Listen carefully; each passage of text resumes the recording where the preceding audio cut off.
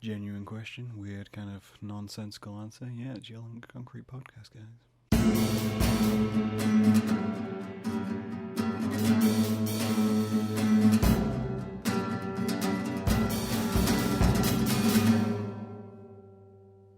What's up, kids? How are you doing today? It is warm today.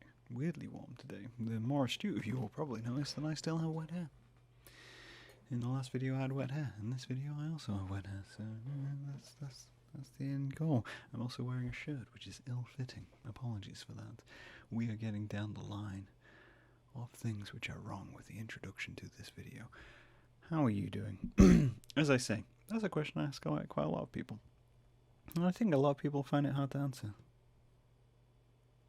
And it is quite hard to answer, considering your life, what's going on around you, the world at large. How are you doing?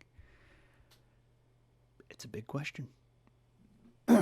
Excuse me. It's a big question, and it leads you to discuss a lot of things with friends and family.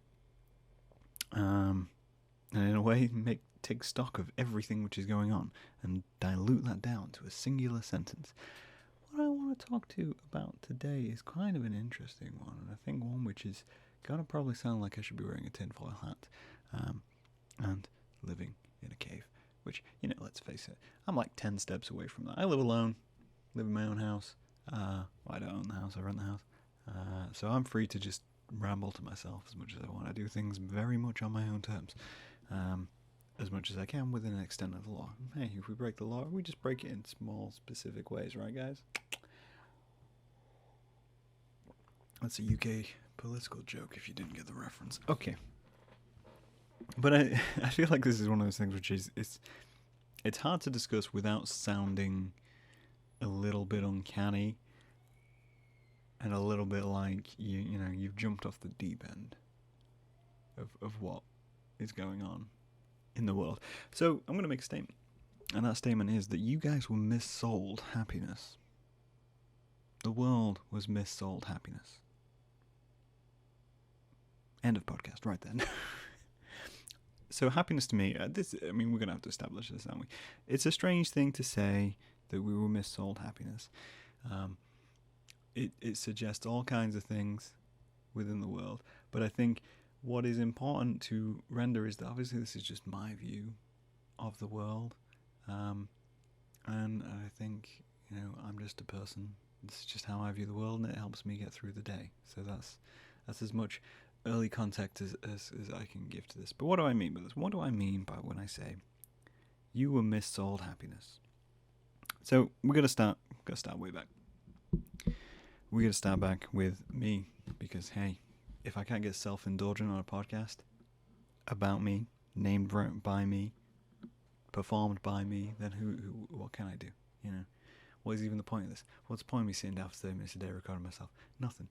There is no point. This has got to be. There's a little bit of ego right here. There's always going to be a little bit of ego. So I live my life in a very specific way, but not in a specific way as well. There's a lot of abstract to it, so it's already contradicting itself. I live my life in a way where my entire life aim, if I have one, and worldview of how I approach my day-to-day is to be comfortable. Right? Let's let that sentence sink in just for a second. My entire life goal is to be comfortable. And I don't mean that in the sense of I want a really downy pillow and a duvet or blanket.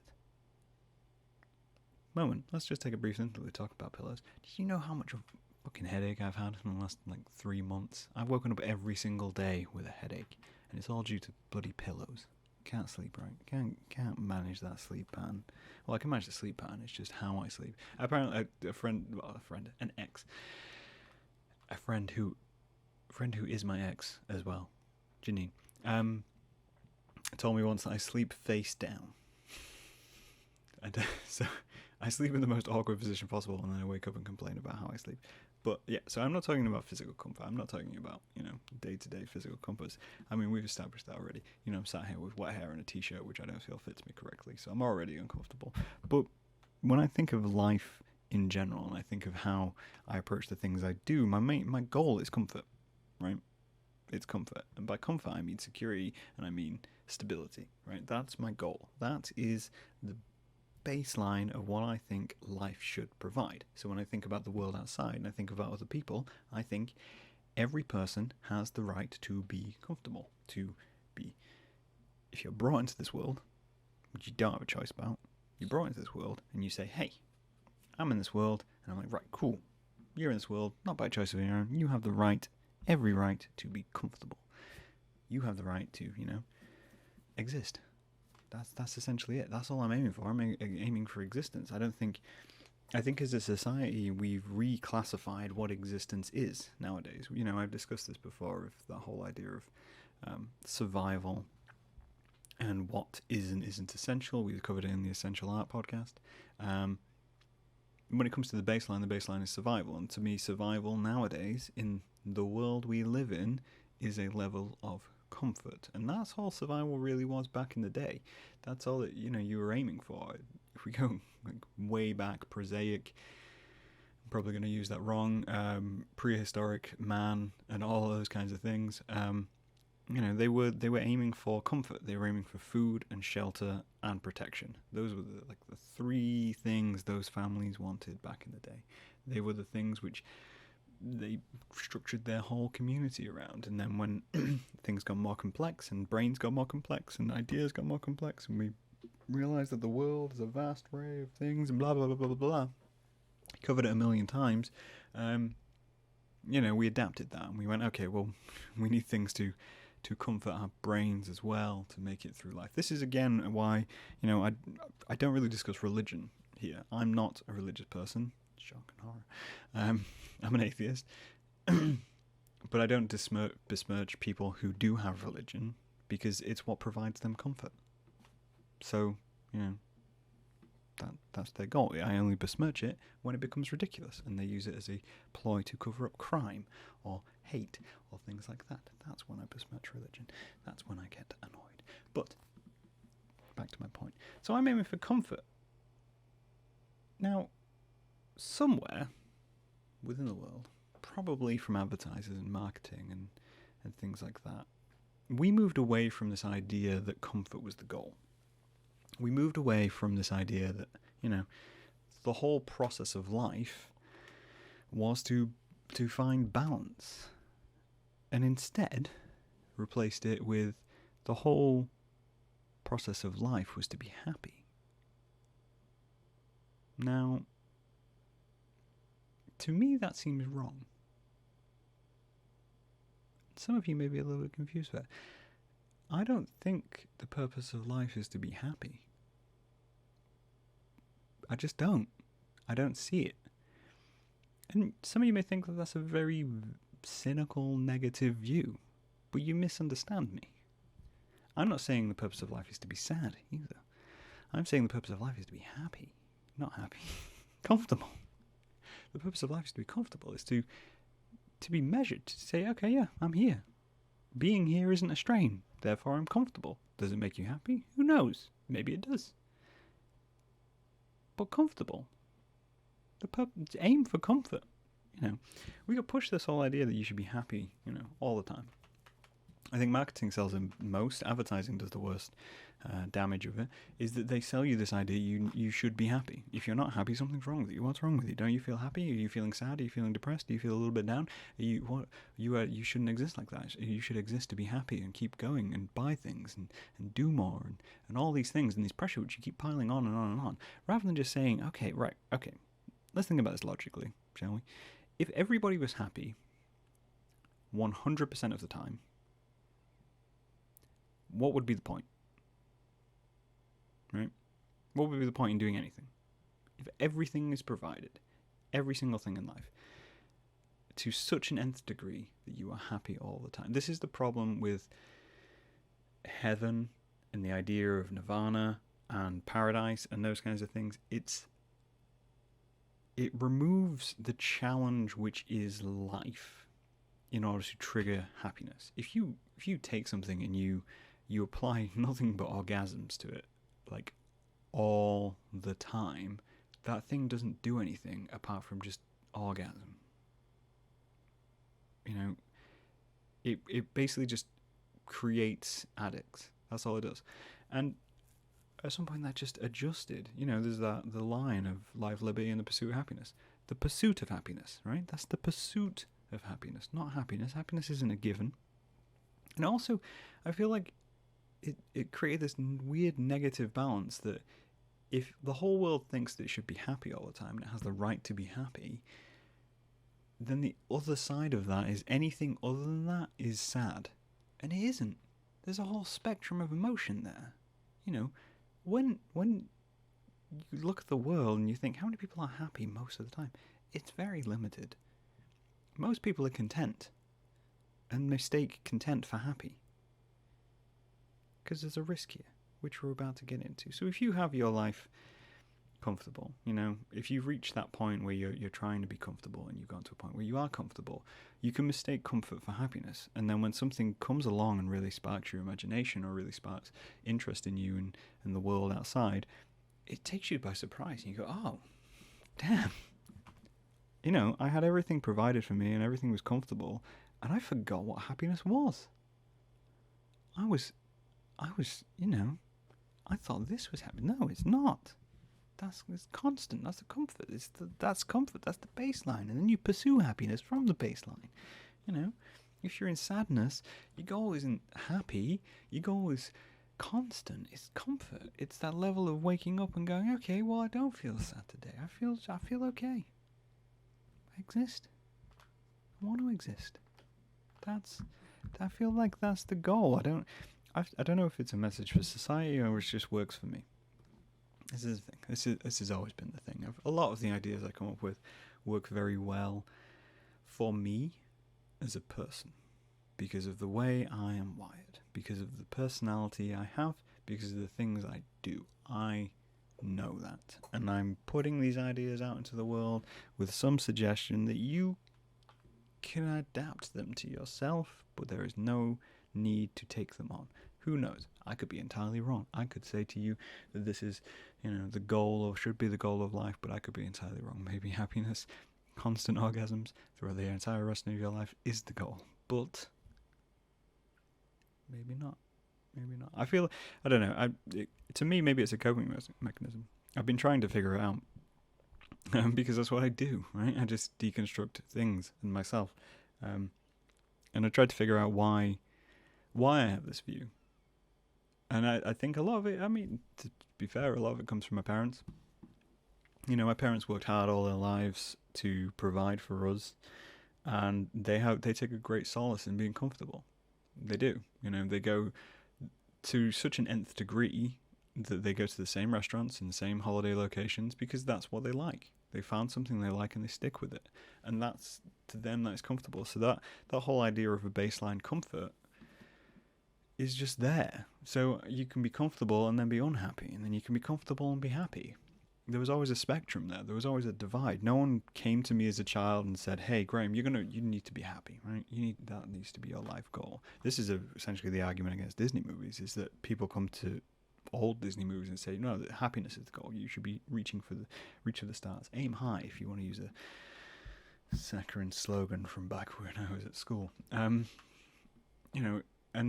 it forgot that there was this separation. And I think, especially when you live through online means, and we've all been living through online means through lockdown,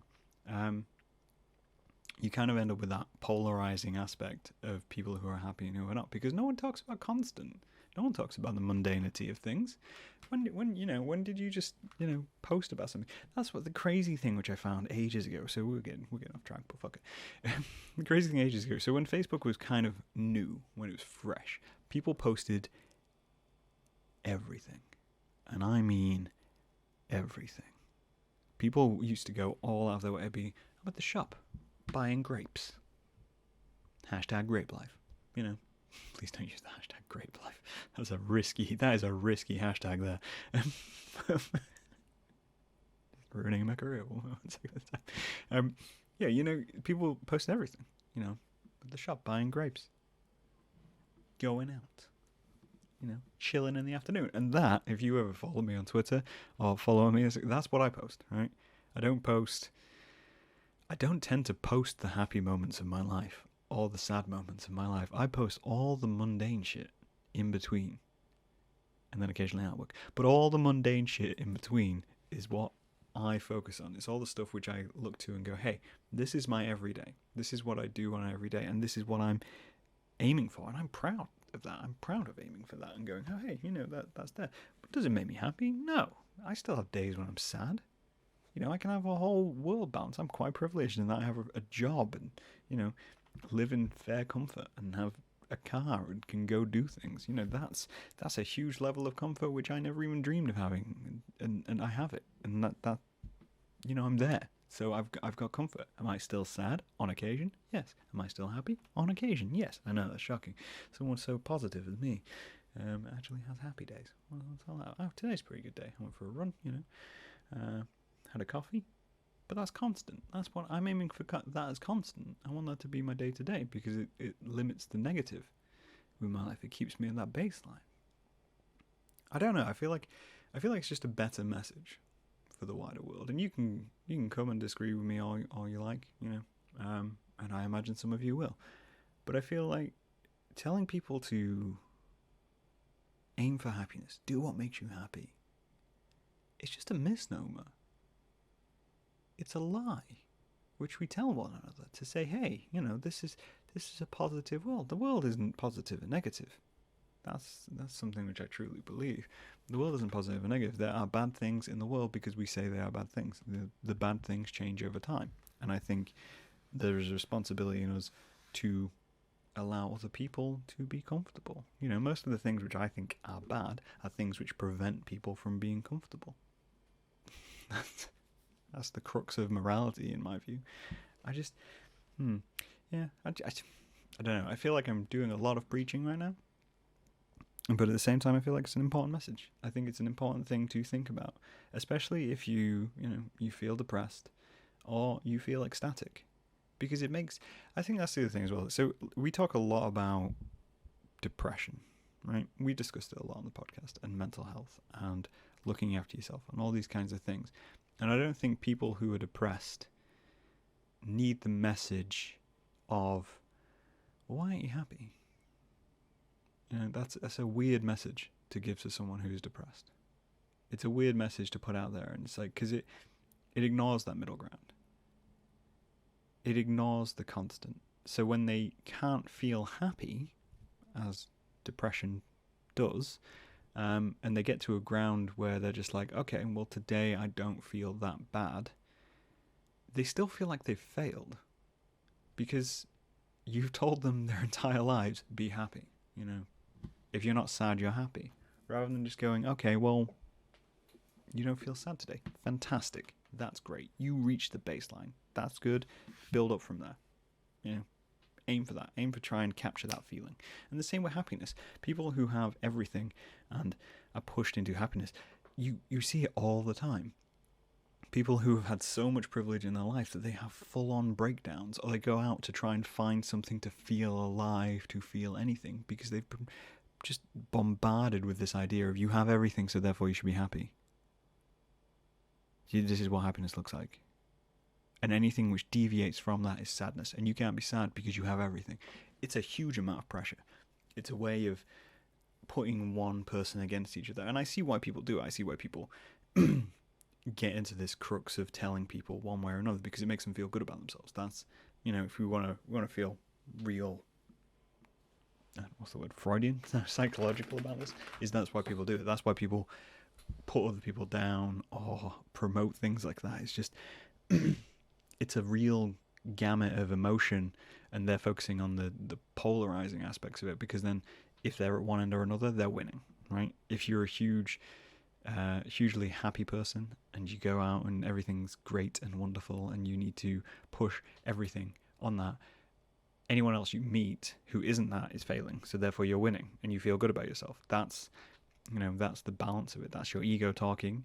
And then on the other side of that, you have those who are fully embrace their sadness, and they look at everyone else who may be happy or even living in a constant, like, oh, you don't recognize the darkness in the world and you don't understand what it's like to suffer, therefore you don't have any aspect in reality, therefore you're winning. And that, again, those are your two polar opposite egos fighting one another forgetting that neither of these was the goal of humanity. Neither of these is a way to live. Neither of these is a long-term solution for anything, because there is a line in the middle, which is the constant of just being comfortable, of just existing, and being comfortable with the idea of just existing. And it's a hard thing to get. It's a hard thing to understand and get your mind around and be comfortable with, you know. If you want an introduction to it, the best advice I can give anyone is to, if you have a day off, right? You have a day off where you don't have anything on. No work, no chores, nothing family-wise to do. Just a day for you. And social media and media have got hold of this as well, by the way, because the whole idea of that is once you have that, you treat yourself, right? You make yourself happy. No, I'm saying ignore that. I'm saying ignore all of that. Don't listen to that, right? You get a day to yourself, right? Do things in that day which you would normally do, which you take for granted in a way, right? Make yourself a cup of tea, a cup of coffee, you know, watch a film you like, read a book. There's a squirrel in my backyard and he's back. Oh my god, distraction. Sorry. Take a second, the whole day if you would, and just think about it, you know, think about the day. Think about how it feels. Think how comfortable feels. Think about how balanced it feels, you know. And focus on that for a change. Don't think I need to be doing something because then I'll make myself happy because I'll feel productive, blah, blah, blah, blah. Or get yourself down because of the other side of that, which is you're not doing anything and therefore it's a wasted day, blah, blah, blah. No, just sit in comfort for a second and think, okay, well, this day doesn't really mean anything to me. And maybe that's okay. Maybe that's okay to sit and not have anything mean anything and just exist and be comfortable. Of course, these are just my ideas. And this is a try of how I live my life and how I try to live my life. And what I aim for most days is comfort and making other people comfortable. If I'm comfortable, great. Whilst I'm comfortable, if I can help other people feel comfortable, even better. Because, you know, there's a lot of information out there, a lot going on in the world. What's wrong with a little bit of comfortable? I'd love to hear your thoughts on this, guys. And I will talk to you guys later. I'm going to check out that squirrel in my backyard, because he's no doubt eating my sunflowers. That'll make me happy.